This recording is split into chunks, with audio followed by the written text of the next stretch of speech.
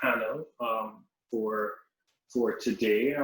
The theme of today is appropriately titled Voting in the Time of COVID-19. And we have a wonderful lineup of presenters for the panel this afternoon that's themed COVID and public opinion. As usual, we're going to be going in the order that has been outlined in the program. And for those of you, I know most of you have been a part of the conference since yesterday, so you know about the logistics. But if any of you have just joined us for this wonderful panel, just note that we're going to have the paper presenters, 3 papers being presented, and we're going to follow up with Barry Burden, who's going to be discussing the papers, and then after that we're going to have a Q&A session. And we have this Q&A feature at the bottom right hand of your screen. Just click on it. You can type in your questions during this time, and the presenters will be able to respond either live or they can type their responses as well. So we're going to get started with the first paper this afternoon by Christopher Mann and Kathleen Searles. So over to you, Christopher and Kathleen. Thank you so much. Thanks. So I'm going to be doing the presenting about the paper, which is a ironic thing because most of the work that we have done on it to date is actually Katie's work.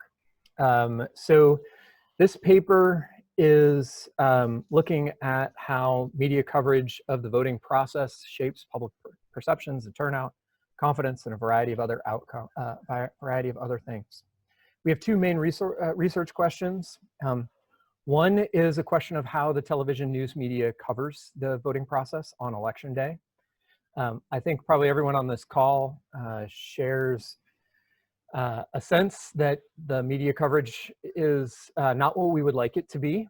And we started with some concerns about that, and in particular, concerns that the way they cover it has impacts on who participates, excuse me, voters' confidence in elections and other attitudes related to elections or downstream things. As we know, election confidence carries through to lots of other pieces. This project started and was generously funded by MEDSL, the MIT Election Data and Science Lab, long before COVID was on the radar screen. It fits in this panel because COVID has made this question of lines on election day much more likely to occur because of all of the challenges, right? These are headlines from Georgia and Wisconsin, Kentucky, and other states have had similar problems because we've had consolidation of polling places, slowing down of processing people through polling places due to social distancing and other public health concerns. Right, so this is very prominent. One of the things I'm going to talk about today is partially because of COVID, but partially because it took us longer to do the first piece of this project. We haven't gotten to the second part, and one of the questions is how to do this, and maybe to some degree whether to do this in this situation. So the first thing I want to talk about is the contrast between what we perceived and have now begun to document, a difference between the coverage and the evidence about long lines and the occurrence of problems on election day. The news media frequently uses this. Scholars find it to be relatively rare. I won't belabor this. Several people who are here have done work on this. These pretty graphs reflect that by and large, we see lines that are pretty short.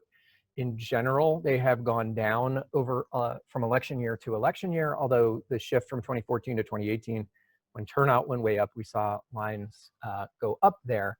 There's pretty broad consensus across a whole lot of work that lines are pretty short when we actually sit down to measure them. It is also important to note that among the lines, African Americans and Latinos are much more likely to encounter long lines than whites, and there's a variety of literature on that. as well. There are other things, urban, rural, times of day. There are other factors that we know that influence lines. But despite all this, the idea of extremely long lines are still fairly infrequent. They are potentially extremely consequential, but infrequent. When we look at the news, they are much more likely to have stories that are framed around long lines. It is dramatic television. It fits with news values that are socialized in newsrooms about things that are timely, conflictual, holding government officials accountable, dramatic pictures. But they don't cover murders that don't happen or buildings that don't burn, and they don't cover polling places that run well. They cover the places where there are problems. This is sort of baked in to our understanding and what we know about the decisions that journalists make. So the first part of our project is actually to code election day TV coverage.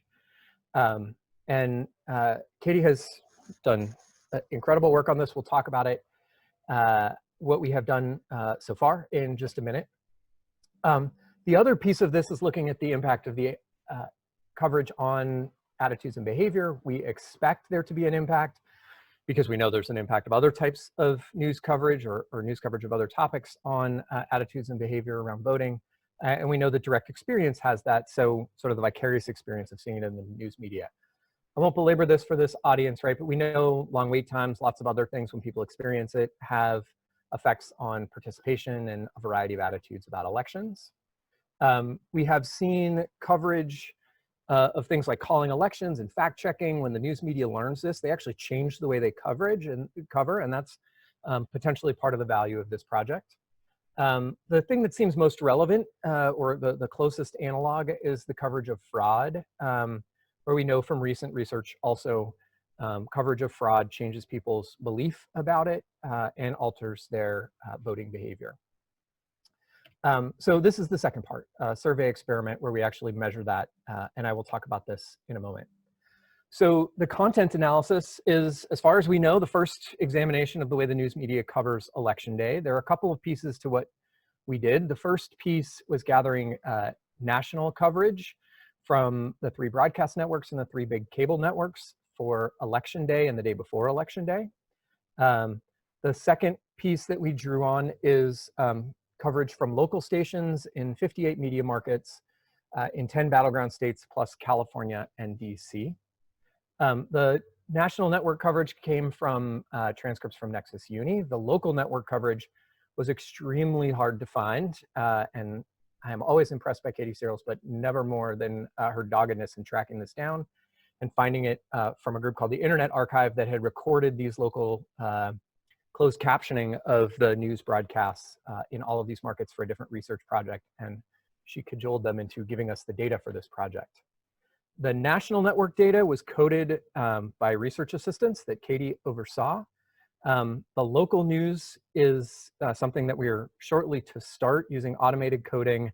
And if this were more of a methodological discussion, I would talk about the very cool way in which Katie and her research assistants built the data dictionary for the automated coding, because this is a totally new topic.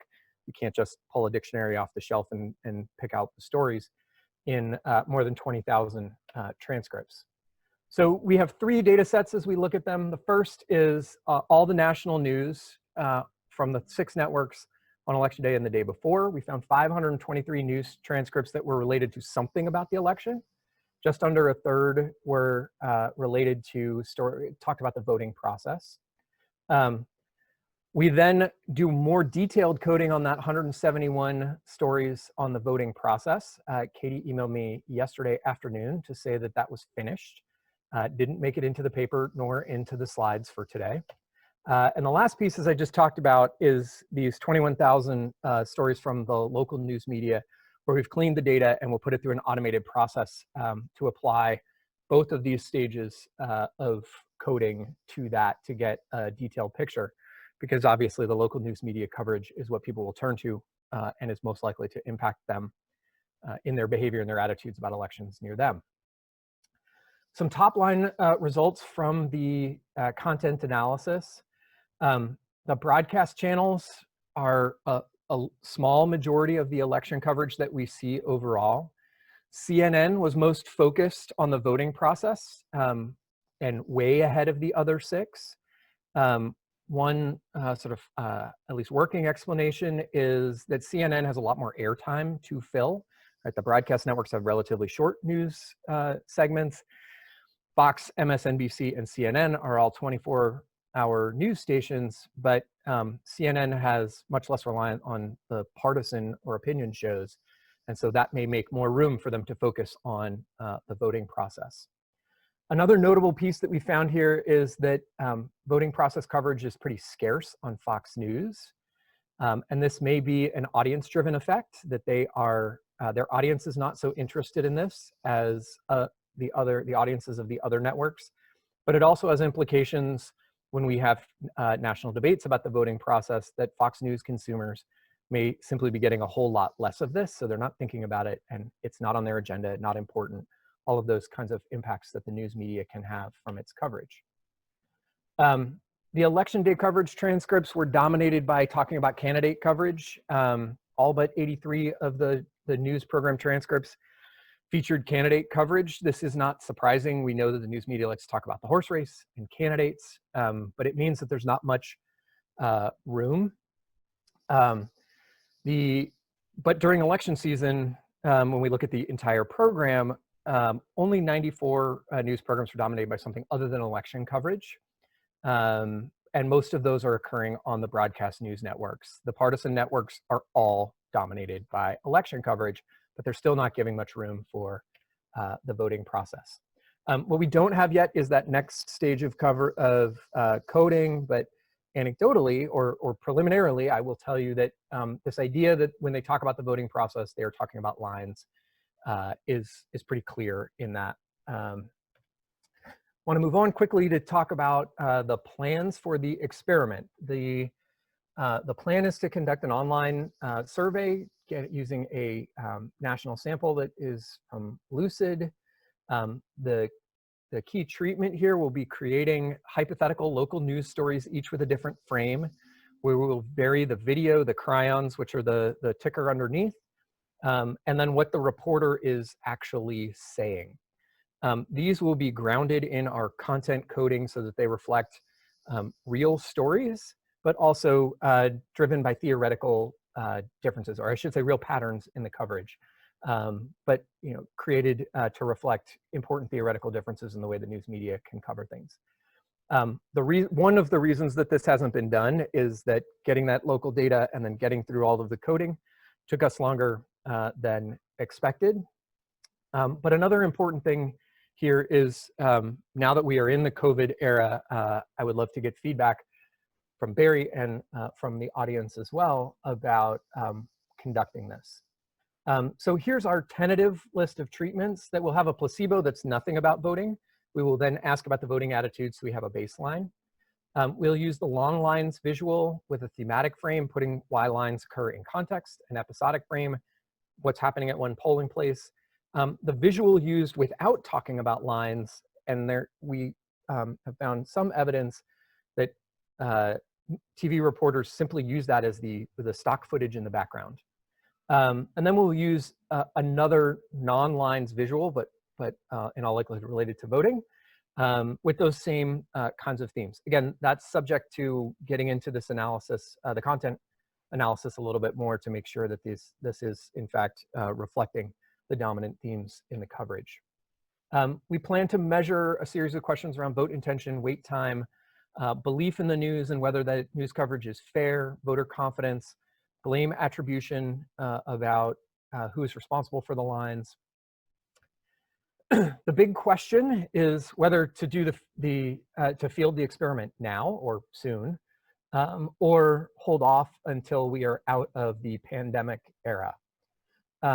The concerns that we have been wrestling with, one is generalizability, which is always important when thinking about the value of an experiment. COVID heightens concerns about standing in lines to a level that we have never seen before. It also raises a question of whether we should talk about COVID and the COVID impacts on election administration in our treatments or not, and that creates a very different experiment depending on whether we do or not. This is a potentially pivotal moment in elections where people change their attitudes. I don't mean in the electoral outcome, but in the way that people think about the voting process. And a unique moment, and there's value to studying, hopefully, unique moments. But also, you know, if it doesn't tell us anything about any other time, it may not be the best use of resources. We have a problem with pretreatment. That is, people are thinking about lines, there's coverage about it that may shape what they bring to the experiment, and our treatments of one news story may not, you know, show the true effects or get at what we're getting at. On the other hand, we also have this problem that we were concerned about originally, that people come to their understanding of lines at polling places with their own experience, and therefore they're not going to read the news stories and change their attitudes or behavior because they're too grounded in their own experience. And the changes in this election may help people to be more open to information and take that information seriously. So it's a double-edged sword there. And then there's a very important ethical caution about the fragility of election confidence in this moment with the COVID challenges, the challenges from the rhetoric of certain prominent public officials, and then of course, public health concerns in talking about elections and voting and what people might be exposed to. So to summarize where we're at, the content analysis shows that when we talk about election coverage, candidate coverage is dominant, but lines are a key theme when they do cover the voting process. We are in a situation where the lines are so prominent because of COVID, and it really changes potentially the entire implication of the research. And then still this concern that coverage will be impactful on people's attitudes and behavior, potentially more powerfully now or in different ways now in the COVID context. And so where we are at this moment is thinking about how to move forward, and would love feedback on that. And with that, I am done. Thanks so much, Chris and Katie. We're going to be moving on to the next paper. Multiple authors: Mackenzie, Lockhart, Seth Hill, Thad Kousser, Jenny Merolla, and Mindy Romero. So over to you, Mackenzie. Great, thanks. Let's get the share screen going. So hopefully you can all see my screen. Thanks for coming. So yeah, my name is Mackenzie. I'm a PhD student at UCSD. Today I'm going to be presenting some co-authored work with Thad, Seth, Jen, and Mindy. I think I saw that Jen is here now. I think Mindy is giving a different presentation at this exact same time, so she couldn't make it, and Thad and Seth couldn't make it. But I'm really excited to present some findings from a few surveys that we've run, looking at whether voters have polarized along party lines about how to run elections, specifically looking at their preferences on vote by mail during the COVID-19 pandemic. I think from our perspective, we see this as sort of a timely response to a lot of public debate that's been going on right now. So in 2020, vote by mail has become significantly more polarized, at least among elites, than ever before. It's not uncommon to see campaign statements from either the Republican or Democratic presidential candidates providing their own views on vote by mail. We've seen Democratic senators try to expand vote by mail opportunities at the national level, as well as at more local levels. We've seen a number of governors taking action to expand vote by mail and institute new vote by mail policies. So to give a bit of a perspective on this, we can see here news coverage of vote by mail in mainstream media news stories that also mention President Trump, to get an idea of how this has become sort of a polarized and political issue. So until March, sort of before the COVID-19 era, there was relatively little news media coverage of vote by mail policies that also mentioned President Trump. But starting in mid-March, when sort of everything changed dramatically and things started shutting down, we saw a very large spike in coverage of vote by mail policies, especially that initial spike is around the Wisconsin primaries that came as the country was really shutting down.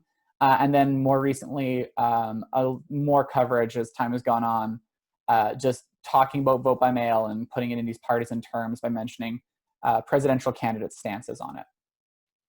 So we found that this was interesting because previous political science literature has largely put vote by mail seen vote by mail as a nonpartisan issue. So a recent article by Thompson et al. Looks at how rollout of vote by mail in states that rolled it out by county affects the partisan composition of an electorate.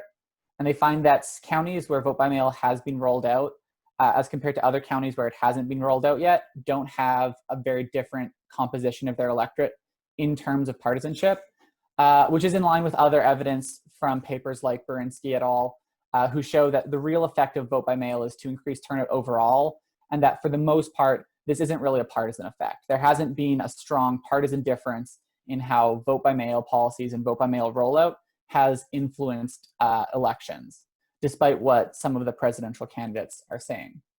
And so what we're wondering is, in the age of COVID-19, with the impact that the pandemic has had, how has this changed, or has this changed?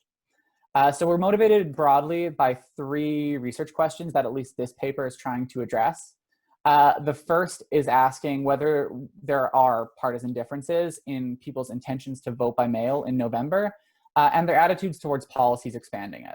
So are there underlying differences between partisans' views in these areas? We also want to know whether these have grown during the pandemic. And so we're going to use two different surveys to assess whether the size of partisan gaps we find are growing over time, and if we think that there's additional polarization that's happening around these issues. And finally, we're trying to get a little bit of leverage at whether we should expect these to continue growing as the pandemic continues, and sort of what might be driving the underlying partisan differences that we do find. To answer these questions, we fielded two large online surveys on Lucid. So each survey had a sample size of around 5,500 people. This lets us get pretty robust estimates of partisan subgroups. The first was fielded April 10th to 12th, which was right around the first spike in news coverage of vote by mail. So that was after sort of the presidential primary had become non-competitive, and after most states had instituted stay-at-home orders, but still relatively early on in the course of the pandemic. And then about 2 months later, we fielded a follow-up survey from June 11th to 13th, in which we looked for changes across all the same policy issues. Within this survey, we embedded an experiment to try and get at what might be causing or what might be driving some of these differences. So specifically, we had three conditions that we looked at. We looked at a control condition in which we didn't provide any additional information to respondents. We looked at a condition where we provided respondents with a projection from a team of scientists that predicted a spring peak in COVID-19 cases. So this would be a peak in the total number of cases reported every day sometime around April or May. And then finally, we had a condition where we presented respondents with a fall peak, where the cases would peak in November or December, assuming that we rolled back social distancing measures sometime towards the end of the summer. We took these two different information interventions from two different widely reported studies, so one from Imperial College London and one from the University of Washington, to make sure that we weren't actually deceiving participants. So these were both from real studies that have been used by different governments to inform their responses to the pandemic.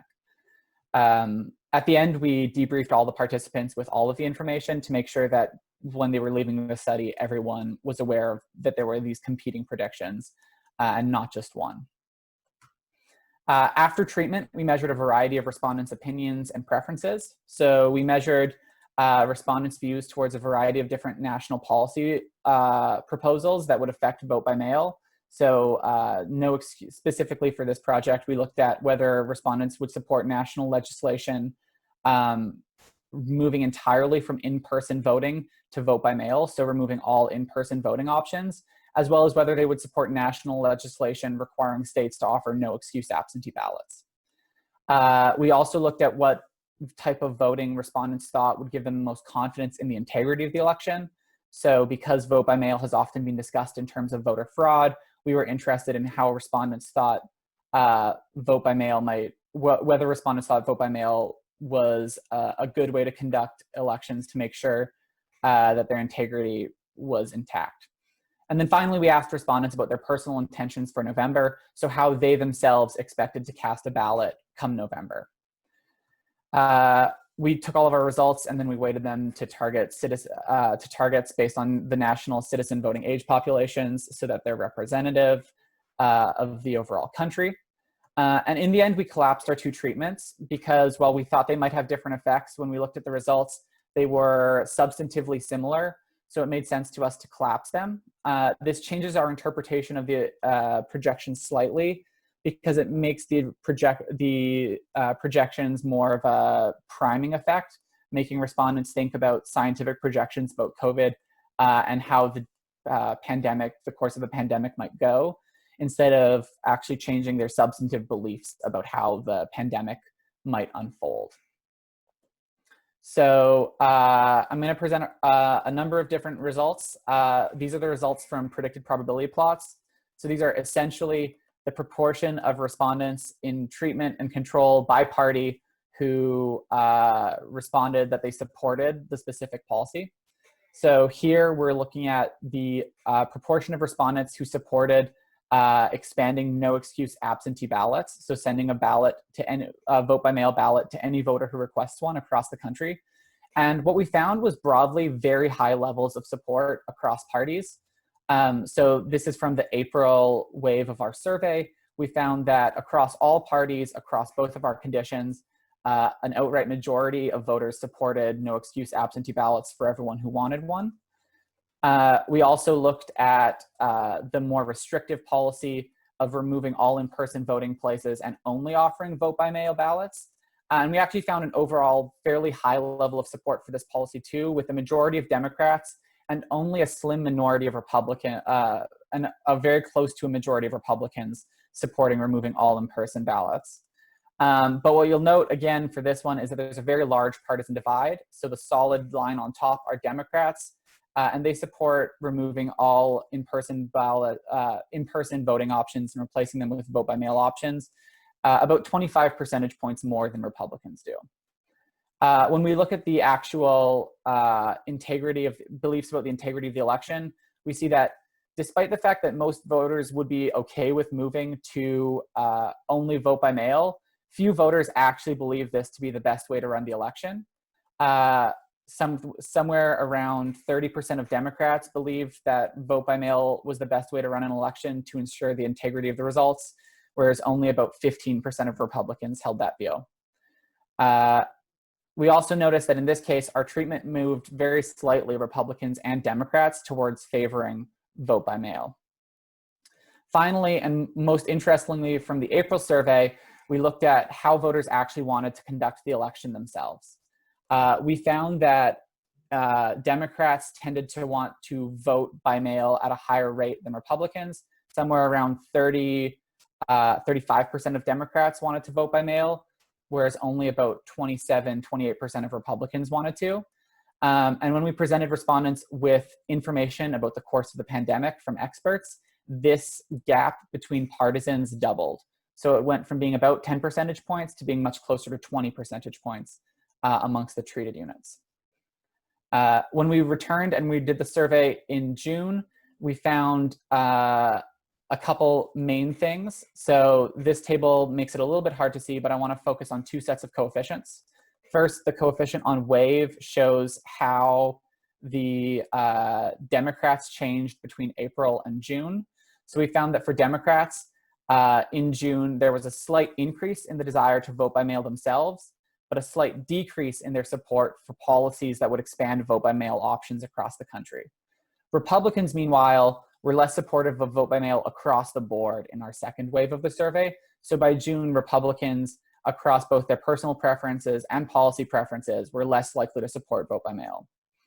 Conversely, when we looked at the actual integrity of the results, we find that there's no difference between the results, between the two waves of the survey for either Democrats or Republicans. So I'm going to run through what this looks like pretty quickly, but here's what polarization on actual preferences to cast a ballot in November looks like.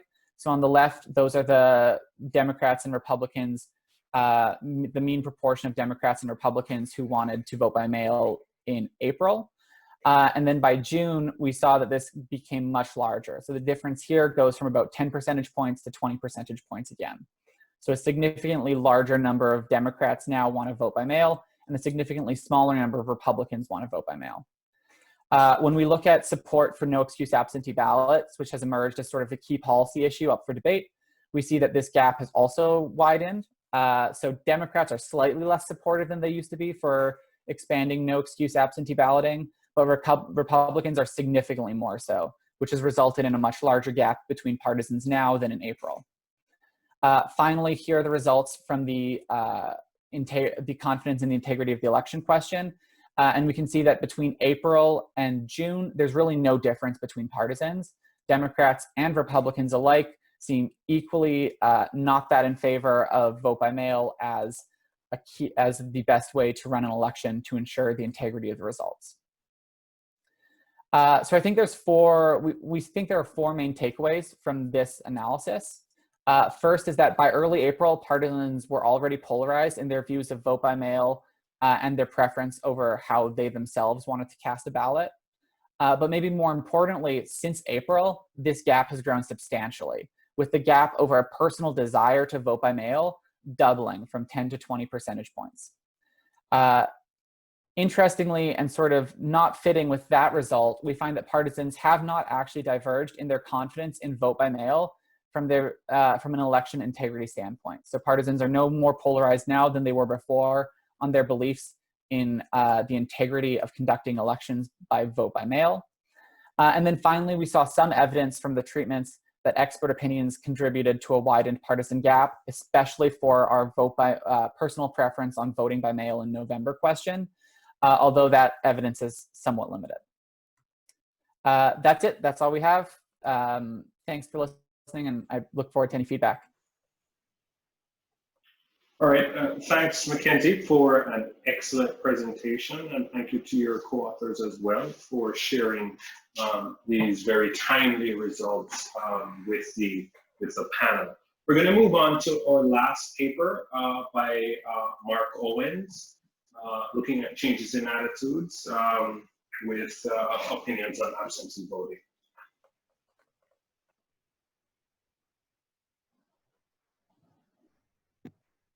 All right, over to you, Mark. Great, thank you. Thank you very much, Nicholas. So as everyone, thank you for hosting the conference and joining our panel. For me, a little bit as the background would show, I do wish we were in Gainesville. Had a couple times to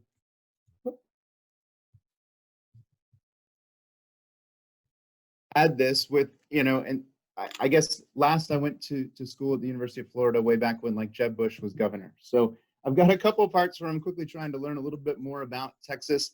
And in our ways here, our survey that we did, this comes from a little bit of the work at UT Tyler and in the Dallas Morning News survey that we did back in April. So this is at the same time that Texas was about to stop its stay-at-home order and move towards the idea of 25% in the restaurants and other things.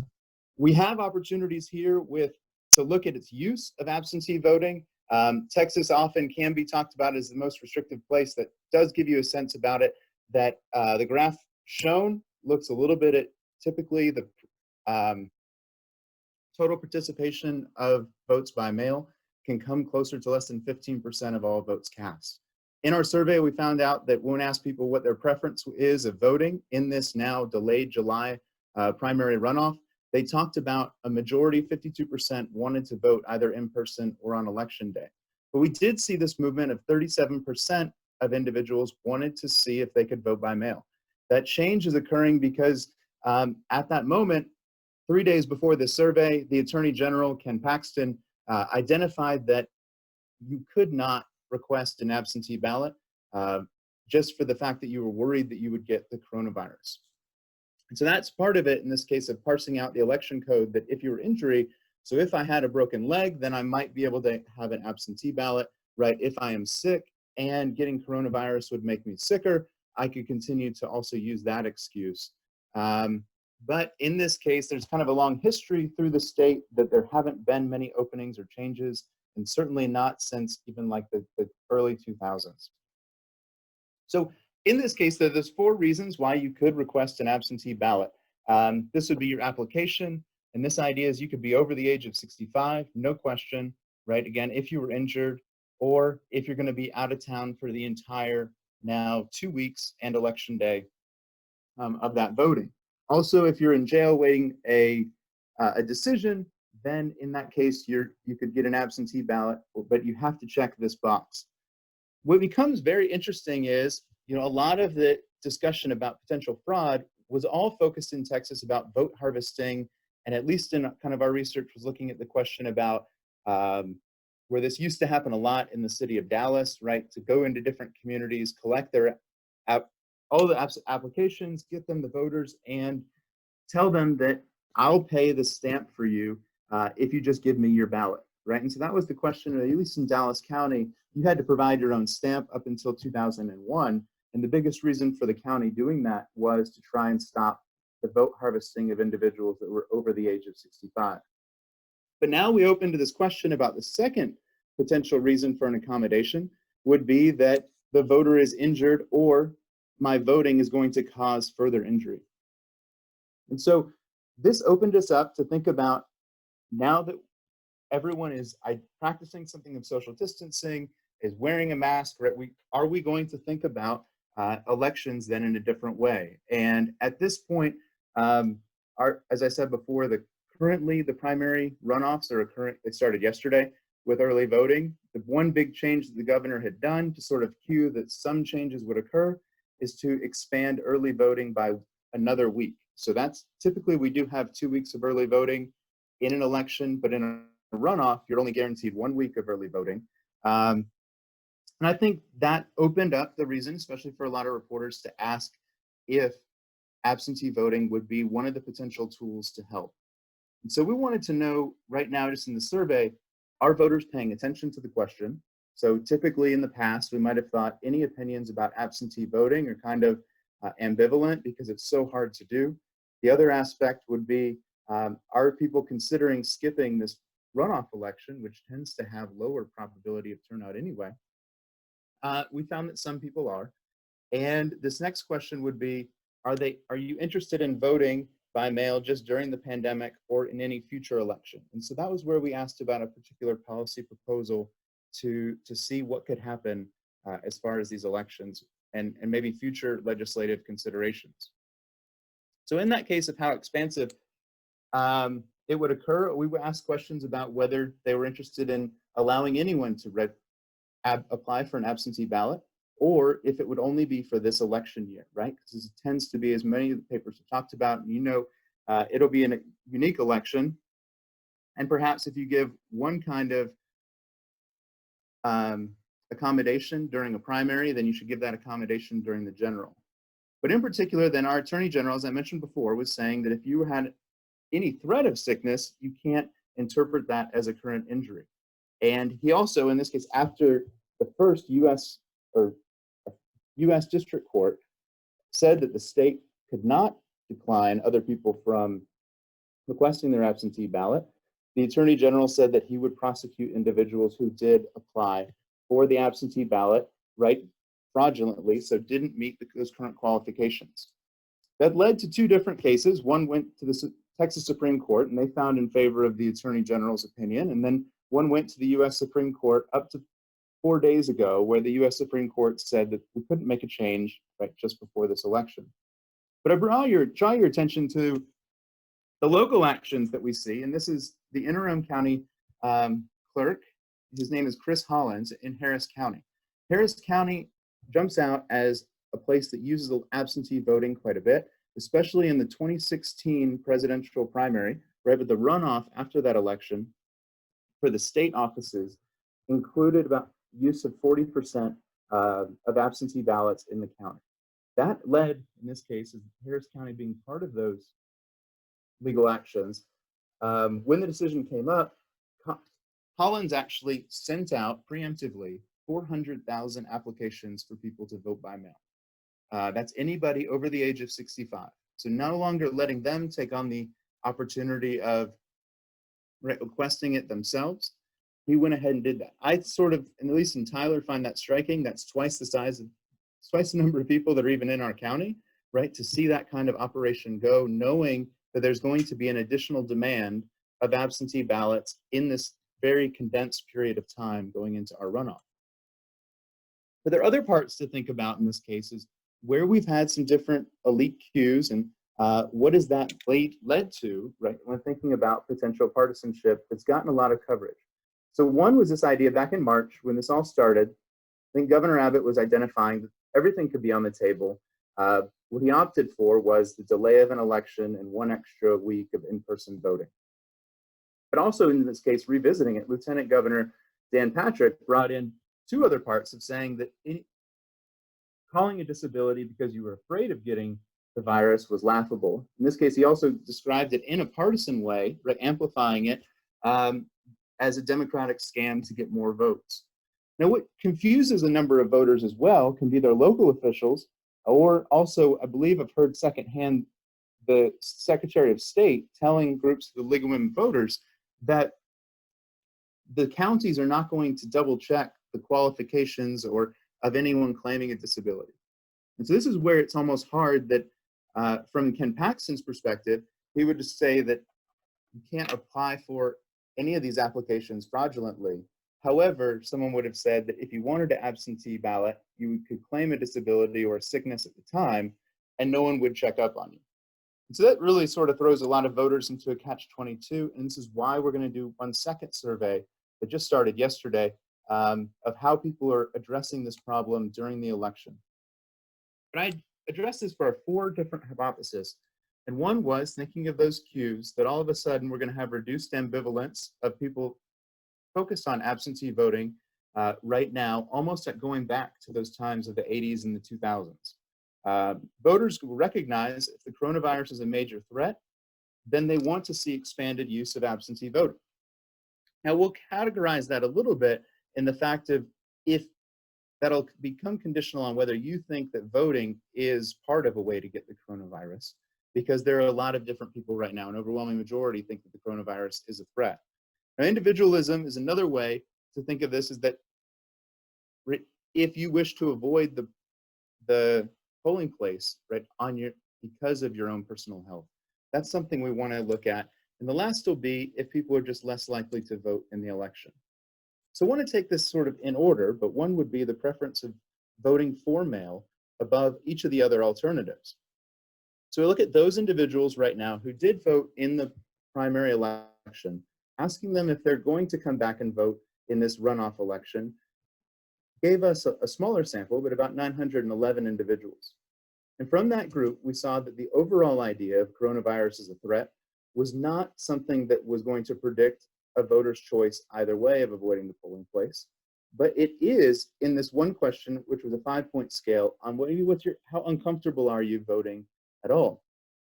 So in this case, if you feel uncomfortable voting in a pandemic or at the end of April, then individuals were going to become more likely to request their absentee ballot.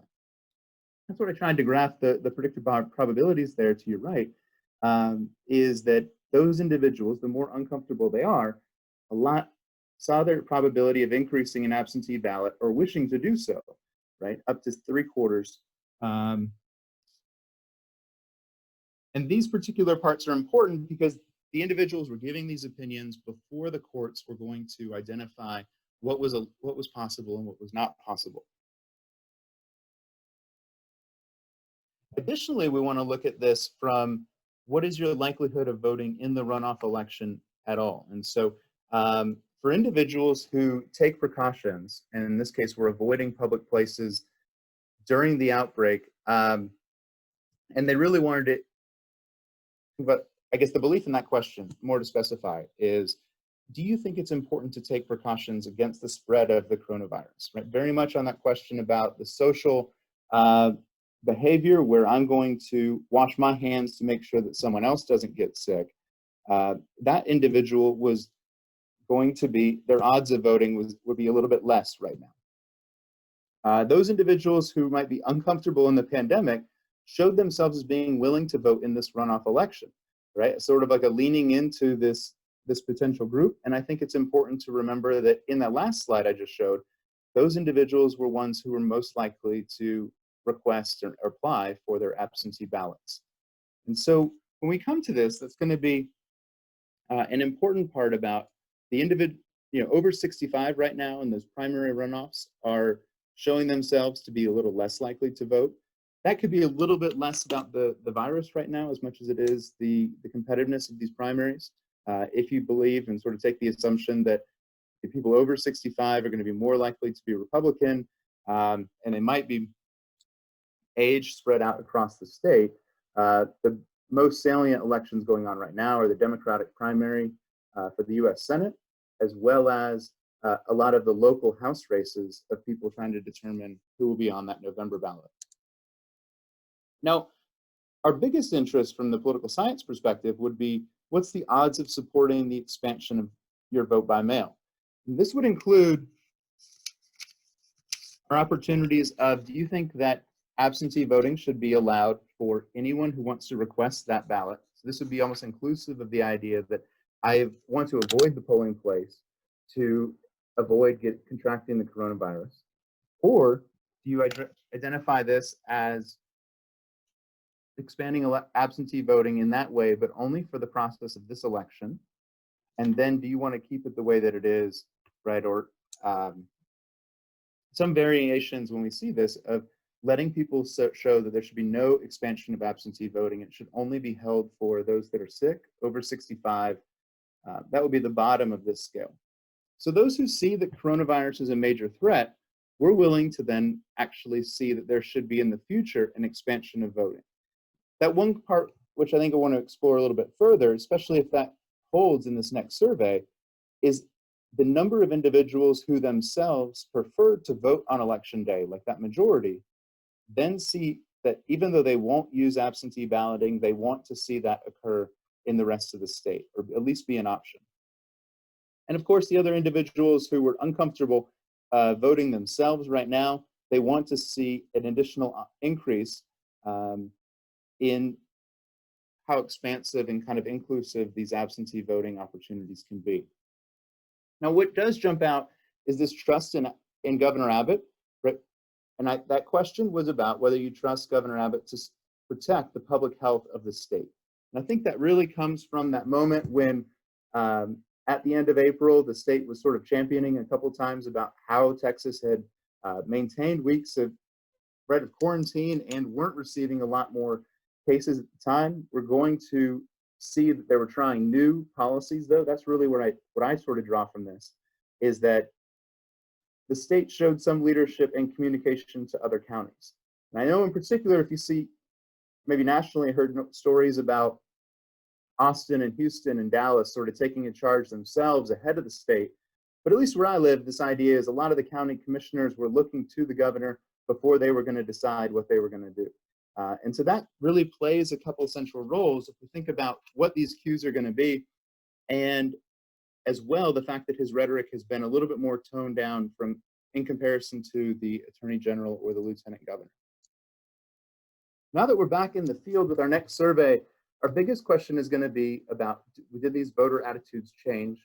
So in particular now, I would say that the virus is probably going to be seen more as a threat to individuals, and that people might be a little bit more cautious in turning out to vote. And this other part is that the two highly publicized lawsuits, have they reduced or increased the ambivalence of voters, right? Knowing that now this has all been an open question, but it's largely resolved. We're not going to be able to apply for our absentee ballots.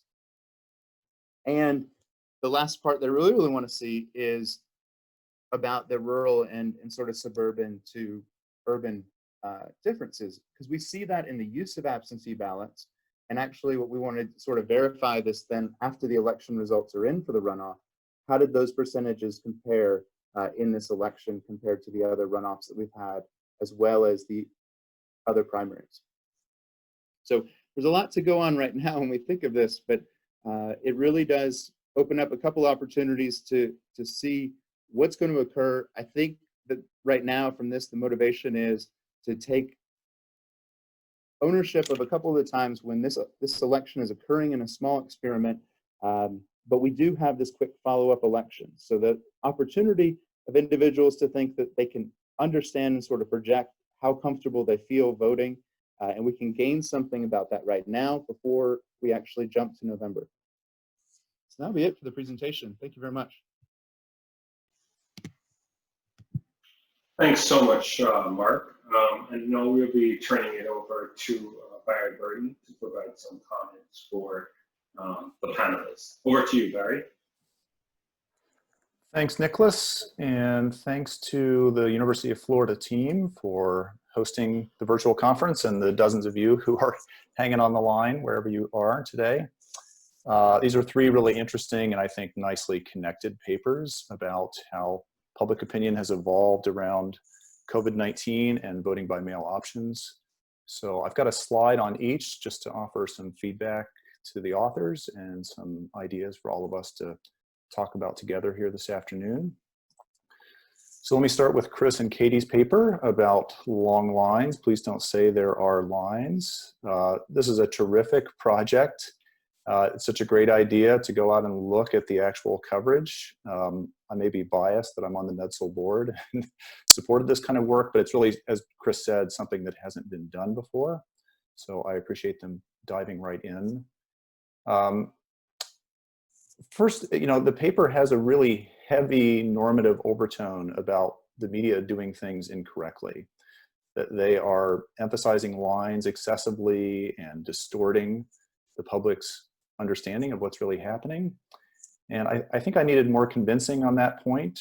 How much coverage of lines is too much? If there is a line of an hour at some polling place, that seems like a news story to me. And so I think there's going to be a challenge for you to provide evidence of this basic assumption running through the paper. It's even a hypothesis at one point, I think, that the coverage of lines is far more than actually occurs. I don't know how to put those two things on the same metric exactly and say that there's an imbalance or how much of an imbalance becomes normatively problematic. So I think there's a little work to do just on shoring up that underlying premise. The news coding is terrific. It's both, as Chris said, of national press, broadcast and cable channels, but also lots of local press, which is really terrific.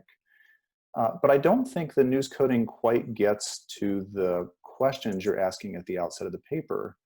My understanding looking at the appendix is that you code the topics that are covered about the voting process or candidates or other kinds of things, but not exactly whether there's a focus on lines and whether the coverage is talking about those lines as being problems, right? Whether this ties back into your opening premise.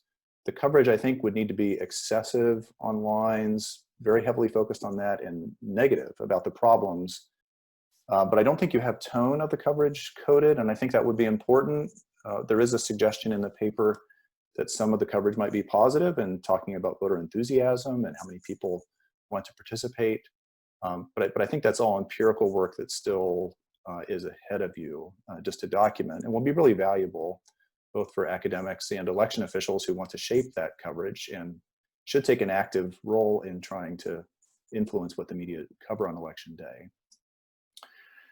The experiment, this is the part that's not done and where Chris and Katie are debating about what to do. I don't think you have much choice. I think you have to go ahead with the experiment. We are in the pandemic now. We don't know when this ends. I think you just do it. You're going to get respondents in a variety of states who have different pre-treatment exposures. If the state has had a primary, for example, or not. And I think you can try to exploit that to look at conditional effects. But I do think you ought to move ahead before the general election.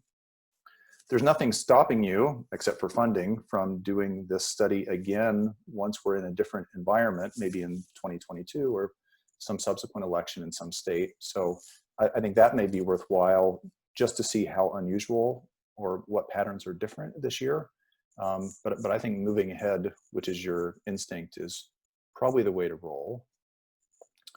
One of your questions is what video should, or what images should be shown in the control conditions where the reporter is not standing in front of a long line or the camera is not rolling footage of lines from the past. And I wonder, and also what other stories to emphasize that aren't about elections.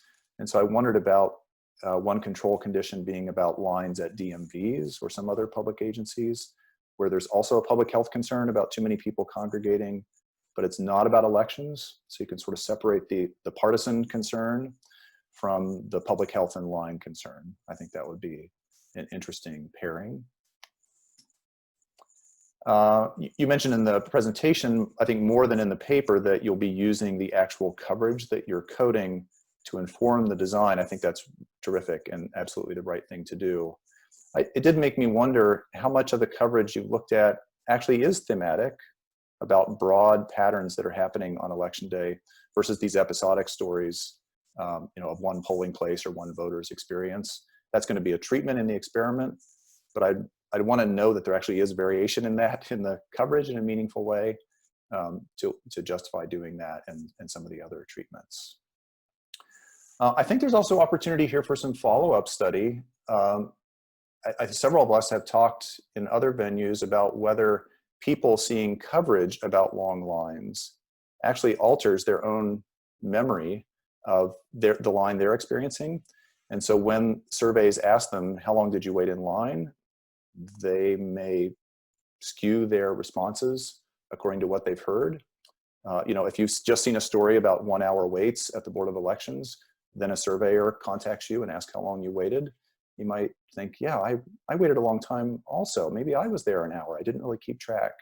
And so these may become kind of self-fulfilling prophecies, which I think is another normative concern that could be raised, and maybe another experiment that could be done, or at least another outcome you could think about measuring in the experiment you are going to run. So really interesting project. I think there's possibly more than one paper here because there are a few different paths you could go down, and I'm not sure they're all tightly connected to one another, so I think it would be fine if it ends up as 2 or 3 different papers that have this theme about media coverage. Okay, so that's Katie and Chris's paper. Let's shift now to the second presentation we heard from Mackenzie, Lockhart, and other co-authors about voter polarization around voting by mail. There's some interesting patterns here. One pattern is that there's polarization over time between the April survey and the June survey. And the polarization seems to be due mostly to the movement of Republicans who become less interested or less supportive of vote by mail. And to me, that pattern looked like a very predictable Zoller kind of model where the elite messages that are coming down to voters go from being one-sided about the value of voting by mail, or maybe no-sided if there's no discussion of this before we get close to the primaries, to a two-sided information flow where Republican elites, particularly President Trump and some governors and others, are resisting vote by mail and raising concerns about it, and Democrats are really encouraging it. Now you have respondents, you know, queuing from elites in their party, and it may be just that's what's happening. And so I think for this paper and Mark's paper we'll talk about in a moment, there is probably a need to have more of a look at what exposure people have to these messages and how it conditions their attitudes, just in the way Zoller would expect. So that's the polarization that happens from April to June. But the paper also points out there's been some movement from surveys that were done by others before the COVID crisis until now. I'd like to see more explicit comparisons if there are really analogous or identical questions from earlier surveys. It looks like it's Democrats who moved first in a more pro-mail voting direction as the pandemic took hold. And it seems it's because they were paying more attention. Maybe because there were Democratic primaries still going on, or the nominee at least was still in doubt back in February and March potentially. So, you know, you've got these two different time periods, again, that looks like a sort of typical Zoller analysis. He did things like that in his book, and I think could be valuable for understanding the patterns here. There is another interesting pattern that shows up between the April and June waves, that it looks like Democrats become slightly less supportive of voting by mail. Republicans become much less likely, but there's even a little slide among the Dems, and I don't have an explanation for that. I think it would be helpful to explore that a little bit. Maybe it's a fluke, but I think the samples are large enough. You've got enough Democrats there to actually have a look at what's going on and try to understand that pattern, because it does run counter to what I would have expected. Figure 2 is the one at the end of the paper that shows some of the predicted patterns, I think, out of the regression models. We saw even more figures like this in the presentation than are in the paper. I found the patterns pretty messy and I think hard to summarize with a clean explanation. For example, who responds to the treatment about the public health crisis down the road really varies from one wave to the next. In the April survey, it seems to be independents who respond. Their attitudes change when given the treatment. But in June, in one case, it's Democrats who respond. In another case, it's Republicans. And so there's just a lot of different groups moving at different times in a way that doesn't feel coherent to me. And so I think there's something to be done there in trying to put those patterns together into a single narrative that makes sense and is convincing. I do have a concern also about the questions that were used. The survey item about whether people would support voting by mail is a question asking whether they would support national legislation to require states to allow anyone to vote by mail who wishes to. And that's a different question than whether you think your state should be allowed to, or your locality, or something else. And I do think that national legislation, the national part, is creating not quite a double-barreled question, but one that has different stimuli that people are responding to. Republicans in particular are going to be really reluctant about seeing the national government be involved in state election matters. And so that probably heightens the partisan effect.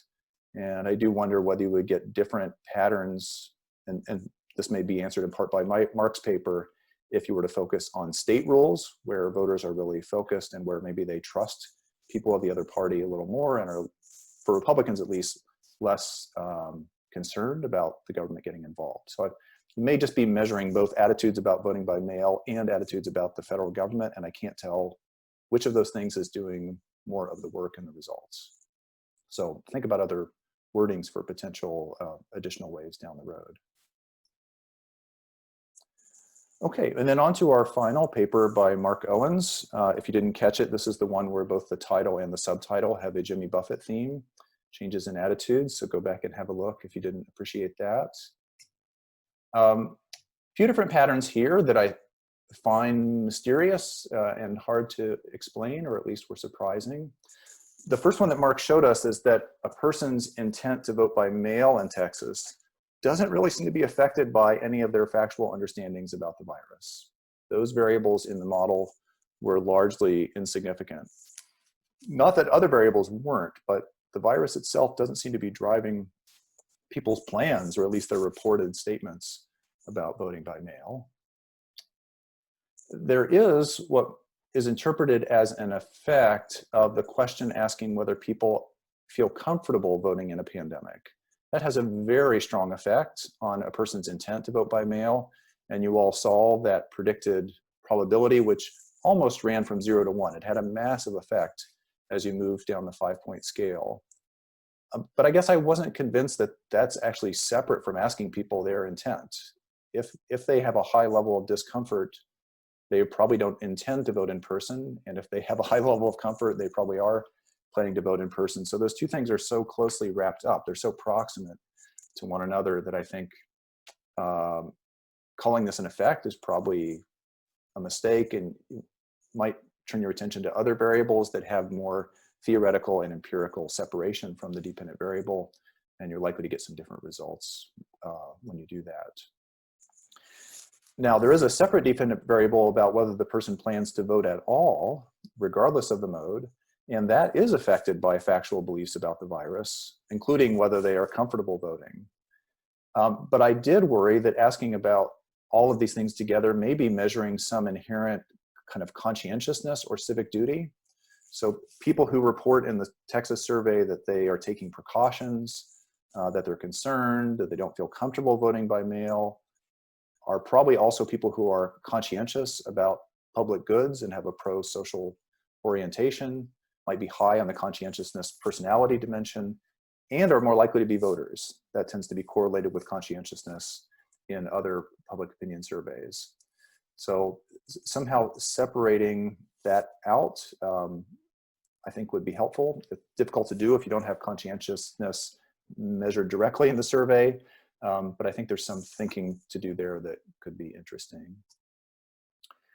I think there's also a concern both in this paper and in the Lockhart et al. Paper about expressive responding in surveys from people's genuine plans about the election. It's pretty easy and cheap for a respondent to say, of course I'm going to vote by mail, or I would never vote by mail, as a way to cheerlead for their party. And it may not correspond with how they plan to vote. I've seen that in surveys in Wisconsin where there's a massive partisan divide in the intent to vote by mail, but it's just not going to bear out in the November election. The partisan difference won't be as great, and it wasn't as great in the April primary. So I think somehow separating that expressive element, which has a kind of symbolic value to it, from real plans about voting would be helpful. And this is where I think we tie back into the Zoller model, because that expressive responding requires the respondent to know what elites in their party are saying. So in the case of the Lockhart paper or this one, it would be helpful to know whether respondents are aware of what, say, Donald Trump has said about voting by mail, or what Joe Biden, or in the case of Texas, Abbott, Paxton, and other leaders have said, because it is the awareness of that that will cause the cue taking and the expressive responding, and maybe the genuine opinion change to happen. That might be Zoller's view. There's a nice paper by Schaffner and Lukes on opinions about the inauguration crowds for Obama and Trump that shows that when Republicans are aware of which photo of the crowds is Trump's, they're more likely to say that it has more people present than the Obama crowd does, even though objectively, I think it's clear to most observers the Obama crowd was larger. But they interpret that as expressive responding, and it only happens when people are aware that one photo is of Trump's event and one is of Obama's. So I think the awareness aspect of this isn't quite captured in either of these two papers about public opinion. I think there's also a need to probably rethink the age effects. There's more support, and I think all of the models from senior citizens about wanting to vote by mail and supporting vote by mail. Of course, in Texas, there are rules that allow 65 plus folks to vote by mail in a way that other people aren't. There's some speculation in the paper that older people have memories of the vote fraud, ballot harvesting stories from Dallas in the 80s. I wasn't convinced about that. I'm not sure it runs in the direction that the results do. And so I think just asking people directly whether they have memories of those kinds of stories would be a way to check that. And then finally, there's some more information I would like to have about what's going on. The models aren't fully described, and there are lots of variables that look to me like they're statistically significant, but were not marked with an asterisk, just given the standard error. And so if those are all significant, then I think the paper's interpretation and my comments would be different. I also wanted the wordings for the questions because it's really important to understand what the stimulus was respondents were given. I think providing that kind of information would be really helpful. So those are comments on all three papers. Hope they were helpful, and I look forward to seeing the next iteration of all three. Thanks, Barry, for those detailed comments. I'm sure the panelists are going to really appreciate the feedback that you've provided for them. So what we're going to do right now is just hand it over to the panelists to give them some time to respond to Barry's comments. But before we do so, just a reminder that the audience can participate in two ways through the question and answer feature that we have here, as well as a chat. Just feel free to just pose a question that you might have to any of the panelists, and we'll have some time to answer it during the Q&A session. So what we'll do is we'll go back in the order of the program. We can start off with, let's see, with Chris and Kate, if you want to just provide some comments or responses to Barry's feedback. All right, thank you. So Barry, thank you for the encouragement and the feedback, particularly about the coding. We will definitely look at that. You are right that there's far too much assertion about how much of a problem it is. That's sort of a superficial level, and the coding that is not yet in the paper is to get at that. And that relates to another piece that you raised. We really do want to ground the experiment in what are the sort of major themes or traits of the actual coverage. So when we conduct the experiment, after we've dug into all of that, in particular the local news coverage, it may not look anything like what's in this paper. That's kind of where we started as some of the distinctions between that we thought from quick look at this, but it may not end up being there at all. The other thing I will say, lots of other good feedback, but I want to leave time. Your point about whether coverage impacts self-reports, I think that I know we are planning to ask a question about what people's expected wait time is based on the coverage that they see. And the motivation for that, I think, is from this idea of how much the self-reporting is biased by the coverage.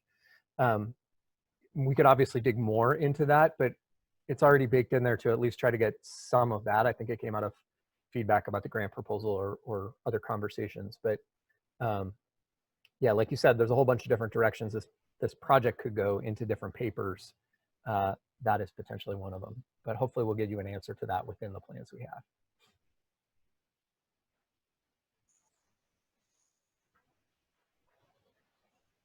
All right, excellent. Mackenzie, would you like to provide a response? Yeah, definitely. This feedback was really, really interesting and really helpful. We definitely haven't thought as much as we will about exactly who it is who's changing over time. You know, for now, we really just focused on the relative gap and not specifically which partisans are moving. But you're definitely right that this does sound a little bit like a Zoller story of changing information flows and one-sided polarization and then two-sided polarization when we get that new second information flow from Republicans taking a different stance. I think there's not a ton of polling out there on national vote-by-mail samples that has partisanship, but I think there is something that was put on the CCES at one point. So there's probably something we could do to sort of try and set a baseline from pre-COVID times, because you're right that the survey we run in April is after a substantial amount of, well, after the COVID-19 pandemic has already started, and then after a substantial amount of vote-by-mail discussion has occurred. So it's sort of as that's ramping up. Yeah, I think it's kind of going to be interesting. That sort of goes along with diving into these patterns of who's responding to the treatment and in which cases, because I think one of the things that our results suggest are that people aren't moving similarly on their own personal preferences, their views about policy, and their views about election integrity. Those are sort of three different areas, and respondents do seem to be responding in those areas differently, as if both the pandemic and then our treatments are also having different effects on those different areas. So I think that's definitely an area that we are gonna want to look into more to try and, like you said, make more sense of those graphs and try and make sure that they interpret them as best we can.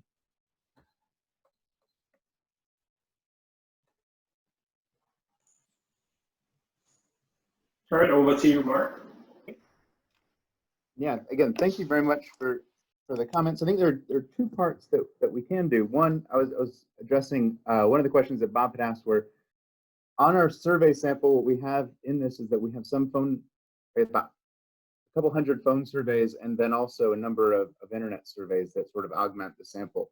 And so we do have the voting history for those individuals that took the phone survey, and we can check back if they have previously, like in this case, if they're indicating a change in their voting behavior from their previous voting behavior.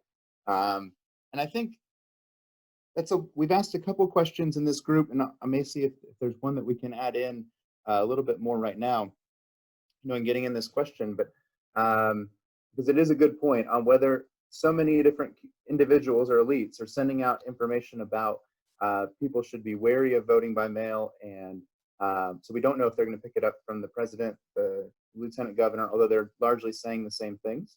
And one of the things I think of an effect that would be interesting from that is that if we did find one, it might be, I'll ask it maybe in a way different than the President Trump, because largely our surveys of the state, if we ask a question about that relates to President Trump, we get the same response, whether it's his job approval, whether it's voting for him, if it's how he's taken on certain policy actions maybe relevant to our state, right? So this could be about the border wall is still the same as his questions about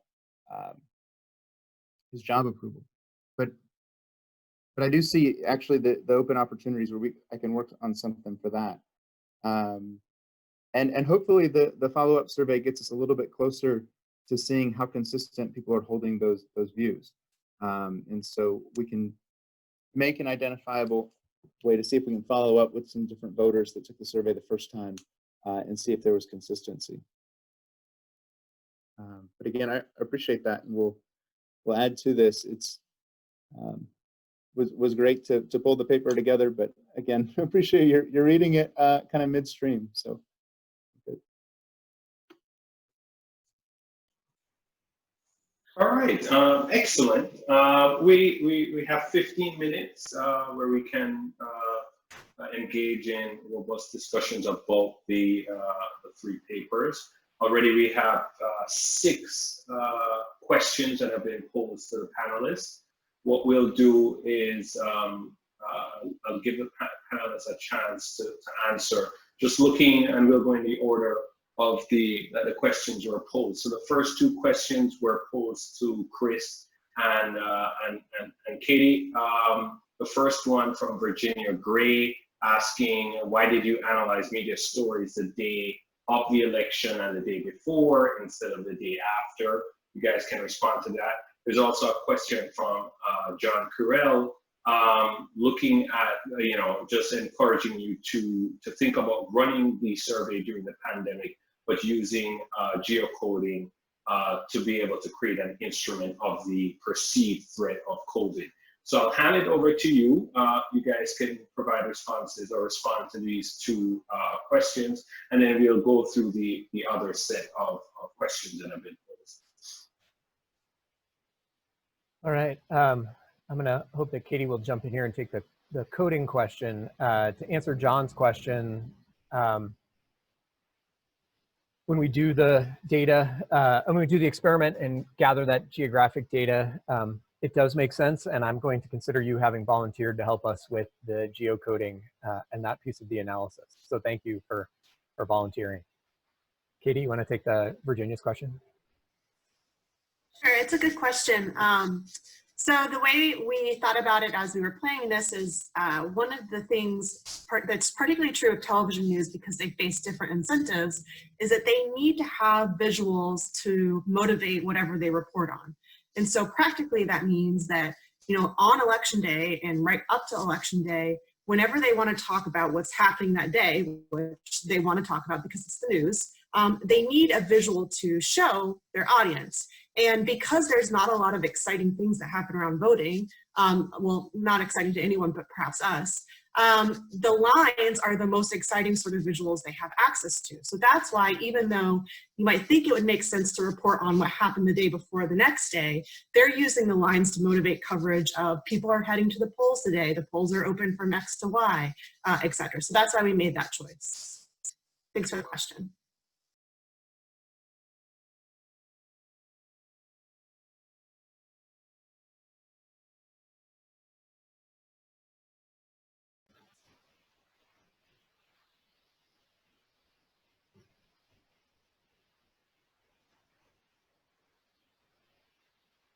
I'm not sure what happened to Nick, but I know he was video was watching.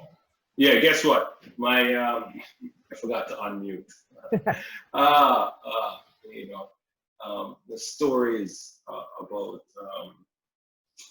Zoom, right? So let's jump a little bit. There's a question from John again, and this one is posed to Mackenzie, just asking whether or not you think you can build on your existing work by looking at time series data on Google searches for COVID. Mackenzie, would you want to respond to that question by John? Yeah, I think that's an interesting suggestion because it could definitely allow us to get at sort of more fine-grained variation in these information flows, in people searching for information and maybe learning about COVID, or searching for information on vote by mail, searching for information on how to register for vote by mail. One of the things that we do have a couple questions about in our survey is whether respondents are interested in being connected to information on how to register for vote by mail. We offer them information to a website that'll direct them to appropriate state level resources to register for mail. So one thing we might try and do is sort of connect this to this behavioral measure of actually going out and trying to register to vote by mail, or learn about registering to vote by mail for the states where that's not possible. So I think, yeah, I think this suggestion of maybe trying to use this kind of behavioral measure or behavioral data is definitely something that we could do to try and ground this. That also gets back to this question of partisan cheerleading and expressive responses. And so maybe this might be one way for us to get around that.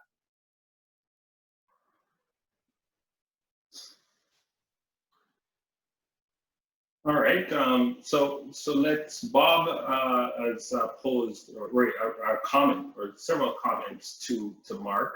One comment is about the possibility of using a conjoint survey experiment. Mark, would you like to respond?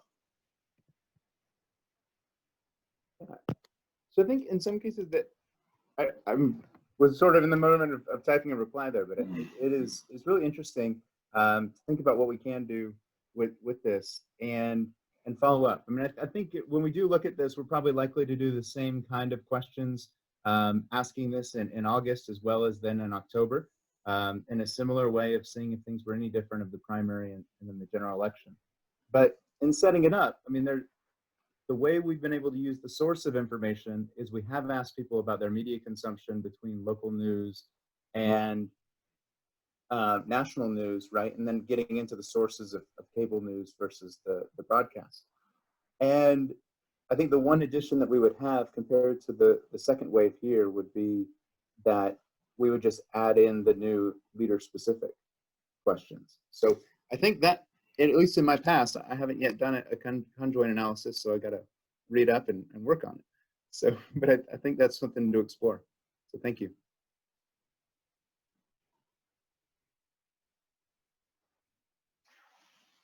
Okay, so there's a question to Chris and Katie once again from Mark Meredith, looking at just asking to restate the question you asked in the last panel. What's a counterfactual that you're thinking about with respect to media coverage? It's a really good question, Mark. We have thought about, and there's a little section in the paper where we talk about sort of deliberately putting off to the future the possibility of thinking about like what positive or, you know, pro-social, pro-public good versions of the media framing there might be.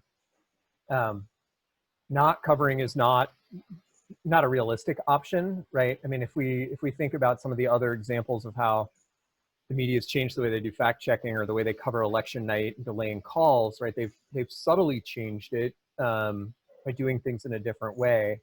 And some of it is why, at least in our thinking to date, before we really get into the coding data, especially the local media coding data, right, this idea of sort of thematic versus episodic, and Katie keeps telling me that I don't always talk about these in the right way, right? But the idea of talking about a polling place, that there is one polling place that is having a problem and many others are not, is very different than talking about here's a polling place that's having a problem, and giving no context that that is an isolated event, right? And that if we, if that is the kind of theme that comes out of the real coverage, that we can point out, this is problematic and has some negative repercussions, but this simple change to that is more truth-telling may require more work, but has a beneficial effect. And some of it is that Katie and I think share an assumption that journalists want to serve the public good here. They don't want to be doing things that will suppress participation or undermine confidence in democracy if that's not appropriate, right? If there's really huge problems, then it's appropriate and they should, and Barry was pointing this out. And this is some of the tricky piece of navigating, like, what is bad coverage? How much lines are too much? What does it mean to talk about some place with problems and other places with without problems? But the counterfactual is not to suggest they shouldn't cover it, but to try to really inform, right? I mean, in my grandiose moments, I imagine a slide deck that we would present to journalists that would say, if you frame it this way, here's the implication. If you frame the story this way, here's the implication. They may still frame it in a way that has negative impacts on attitudes and confidence, because they should, because there's elections being run poorly or other problems. But we want them to make informed choices. I think that's what we're looking for, is to inform the choices. So we have another question from Virginia, and this is posed to both Mackenzie and Mark, right? So Virginia believes that there should be this conceptual distinction between absentee voting and vote by mail, right? And she wonders whether or not your respondents are confused by the reference to voting by mail in the surveys, right? So Mark, Mackenzie, you can both respond to this question.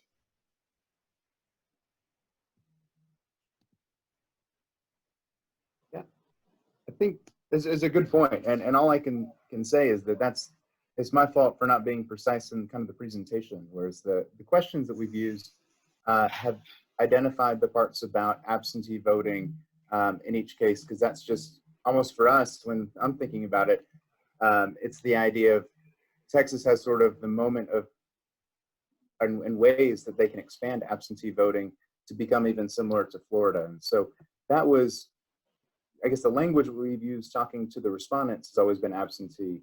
And then that was sort of my bad on the writing. Yeah, I think this has kind of come forward as Donald Trump recently tweeted about a distinction between them, that absentee balloting is good and mail balloting is bad.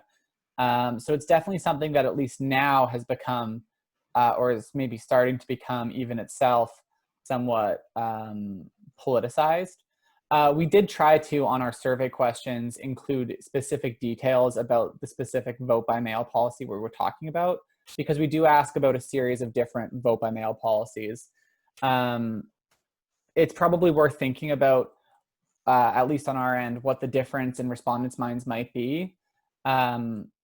I think we're relatively specific, but it's definitely something that might change how respondents see these kind of technical questions, whether how we exactly choose to describe them.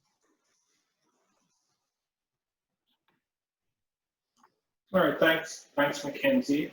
We have 2 minutes left, so we can still open it up to any questions from audience members.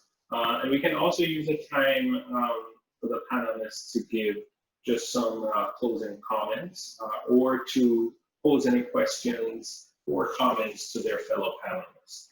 Nick, I'm going to use a point of privilege. Go ahead. Yes, Go ahead. to do a couple things. One is just a little bit of bookkeeping. In the chat, I put the link to the first panel for next day if you want to register for that. We're going to be covering compositional effects of different voting rules and voting rights issues onto the 2 panels for tomorrow. So please sign up for them. And then I just want to discuss this thing about vote by mail policies. Even the states that have all mail ballots, still have in-person voting. Colorado, over 10% of their voters cast in-person votes at vote centers that have same-day registration. And so, for example, so really when we're talking about all mail ballots, we're talking about sending every registered voter a ballot. And that's a lot different than the sort of systems that the states are contemplating implementing, which would be having these ballot request systems where you first have to request that system. So those studies that found no effects of partisan effects on mail balloting, they only apply to all mail ballot elections. They don't apply to this request system, which we've never really experienced before in our politics, where we've forced so many people into a ballot request system first as a first step. And we don't really know what the effects of the partisan effects or any other compositional effect of the electorate is on the potentially, for November, but we're just getting to the point where we can look at these effects for the primaries. So I just want to caution when we talk about this language about mail balloting, since we're supposed to be the experts on this when we talk to the media, thinking about Chris's paper, let's be really careful about our terminology and what we're really talking about here when we express our opinions about mail balloting. If any of you want to respond to that, that's fine. Otherwise, I think we're at the end of our time.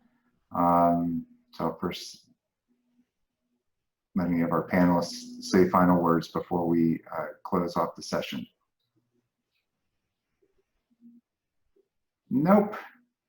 Okay, all right. Well, so tomorrow, 1 o'clock will be our panel, first panel, and 2:45 will be the second panel.